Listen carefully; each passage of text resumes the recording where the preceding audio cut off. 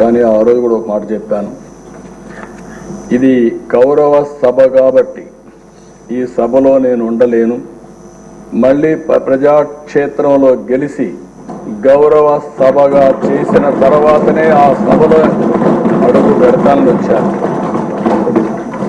ఈరోజు అందరం కూడా దీన్ని గౌరవ సభగా చేయడం కోసం ప్రజాప్రతినిధులుగా మనందరం ఈ సభ ఔన్నత్యాన్ని గౌరవాన్ని కాపాడవలసిన బాధ్యత మనందరిపైన ఉంది.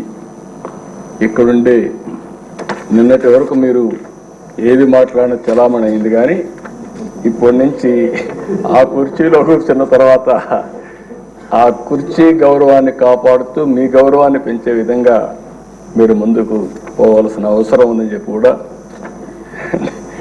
డిప్యూటీ స్పీకర్గా వారిని కోరుతున్నా.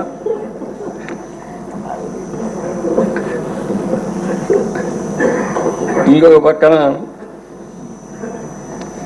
ఎప్పుడు కూడా మనందరం ఒకటి గుర్తుపెట్టుకోవాలి, ఇక్కడుండే వాళ్ళందరం చాలా మంది బాధితులు ఉన్నాం. ఇంత మునుపు స్పీకర్ గారు ఉన్నారు. స్పీకర్ గారు ఆ వయసులో ఉంటే ఆయన రాజకీయ అనుభవం కూడా అపారం. 83 నుంచి రాజకీయాల్లో ఉన్నారు. 7 సార్లు ఎమ్మెల్యే అయ్యాడు. అలాంటి వ్యక్తి మీద అటెంప్ట్ రేప్ కేసు పెట్టారు.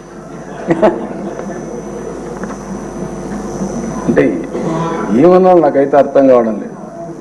ఇప్పుడు ఆయన అదే బ్యూటీ ఆఫ్ డెమోక్రసీ, ఆయన ఇప్పుడు స్పీకర్. అదే మాదిరిగా ఈయన్ని చంపేయాలనుకున్న ఆయన ఇప్పుడు deputy speaker. Can you imagine this? అందుకే ప్రజల్లో ప్రతి ఒక్క విషయాన్ని వాచ్ చేస్తారు. ప్రతి ఒక్క విషయాన్ని వాచ్ చేసి ఎప్పటికప్పుడు ఒక్కొక్కసారి బయట రాలేరేమో కానీ అవకాశం వచ్చినప్పుడు మాత్రం సరైన నిర్ణయం తీసుకుంటారని చెప్పి నేను మీకు తెలియజేస్తూ, అహంకారంతో విర్రవీగిన వారికి కాల్చి వాత పెడతారంటారు చూడండి, అదే సరిగా జరిగింది. ఆ రోజు మాట్లాడినప్పుడు వై నాట్ 175 అంటే వై నాట్ 175 కాదు, నీకు ఇచ్చేది 11 అని చెప్పి 11 సీట్లతో గెలిపించారు. ఇంకొక పక్క ఇదే సీట్లో నేను చూశాను, మీ ప్రతిపక్ష స్థానాన్ని తీసేస్తామని చెప్పి హోదా తీసేస్తామని మాట్లాడారు. ఇప్పుడు ప్రజలు ప్రతిపక్ష హోదా కూడా ఇవ్వని పరిస్థితికి వచ్చారు. ఇంకొక పక్కన మనం గుర్తుపెట్టుకోవాల్సింది, ఇవన్నీ కూడా అహంకారం. అలాంటి అహంకారంతో ముందుకు పోతే ఇదే అవుతుంది.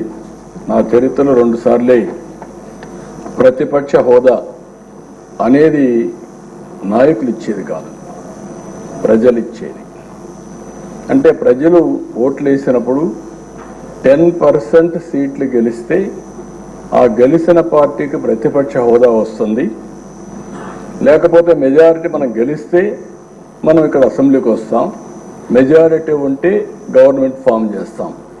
అట్లా కాకుండా ప్రతిపక్ష హోదా కావాలి, ఇవ్వకపోతే నేను అసెంబ్లీకి రానని డిమాండ్ చేసే నాయకుడు నా చరిత్రలో ఎప్పుడు చూడలేదు. 40 స్వతంత్ర భారతదేశంలో ఎవరు అడుగుండదు. అంటే మనం గుర్తుపెట్టుకోవాల్సిన ఒక వ్యక్తి యొక్క వ్యక్తిత్వం, ఆలోచన విధానం, డిమాండ్ చేయడం, డిక్టేట్ చేయడం, శాసించడం, ఇవన్నీ కూడా ప్రజాస్వామ్యంలో ఎప్పుడు కూడా ఉండవు. అలాంటి జరిగే పరిస్థితి వచ్చింది.